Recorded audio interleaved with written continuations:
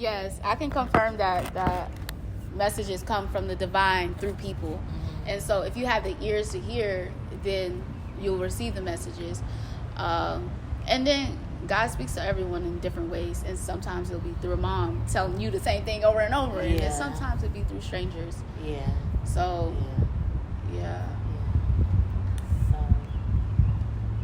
It's a close relationship you have to have. And you have to develop it over time. Because the way the world is, the system will have you drained and busy all the time. And so you won't be able to like slow down and hear.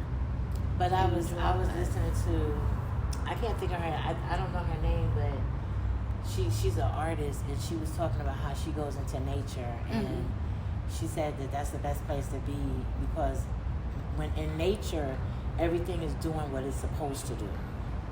So that's a good place to be. Like, you know, go in the park and sit down, listen to the birds and the trees and the wind, and that's a good place to be. I love that. Yeah. Have you tapped into nature? I always have. Ever since I was young, I always liked the outdoors. I always sat outside in the grass. I was always outside. I love outside. I was always outside. So, but it's kind of strange, because when you have nature and then you have traffic, and then you have like the buzz, but then nature is there too.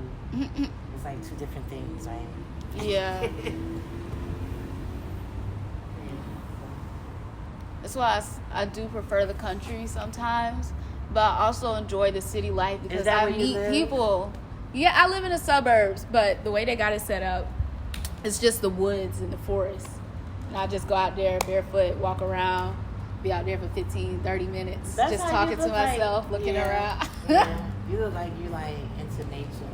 Yeah. Like a naturalist. Yeah. I think a lot of people need to get in touch with that, because, like you say, it's a rat race out here. Yeah, and you can feel it, especially when the justice system come into place. They put it on you hard, and I'm just like, dang. It's no sense of time in the courthouse.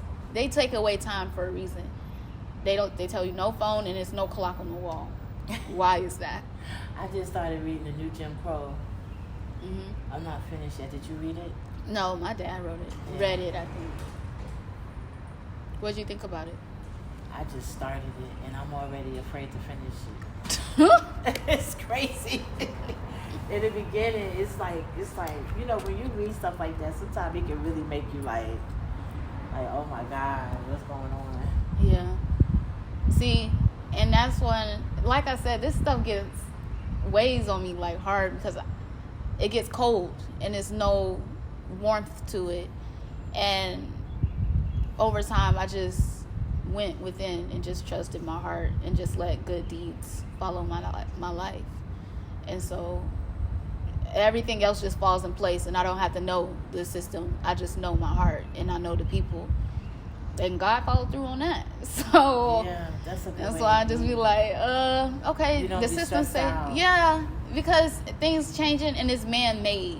So things that are man-made is not always going to stay forever. It's going to change. What's God and what's natural is divine, and that's forever. You can't go against that.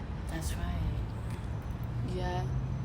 So what's natural to me is my heart. God gave me my heart. And once you understand it, you can communicate with it. Your body is what God created. So you have to be able to listen to your body, because those are messages from the divine. Everything else is whatever. That's why. Like you mean like when you walk into, like when you meet somebody and you believe in the energy, like you get energy off of people, like you get bad energy, good energy. You get energy you connect with, you get energy that you don't connect with, right? Is that what you're talking about? Yeah, with people, with environments, with plants, because everybody's different and not all things go together. So understanding what works for you helps you move forward in life too, versus putting yourself. That's true. What works for you? Yeah. I think a lot of people become unhappy because they're trying to do things that don't work for them. right? That's correct. They're trying to please everybody else except for themselves. Yeah. And they don't know any other directions. They're taking everybody else's directions but their own. That's just like if somebody wears heels, right? But they really don't like heels. Mm-hmm. But they wear heels because everybody else wear heels, and they're uncomfortable every day. Yeah. Because they wear heels. Mm. Yeah. When they really like flats and sneakers, but they wear heels. Yeah. Something like that. That's a good example. And then who knows? God may be saying you don't like heels because you're supposed to invent the new version of something, you know? And those are where innovators come in and people who are leaders and make legacy things, history. They just have to have the courage enough to follow that thing to say no to the things that they don't like instead of saying yes to things they don't like. Yeah, that's a sensitive topic. I recently learned that. Like in relationships. Yeah, in relationships.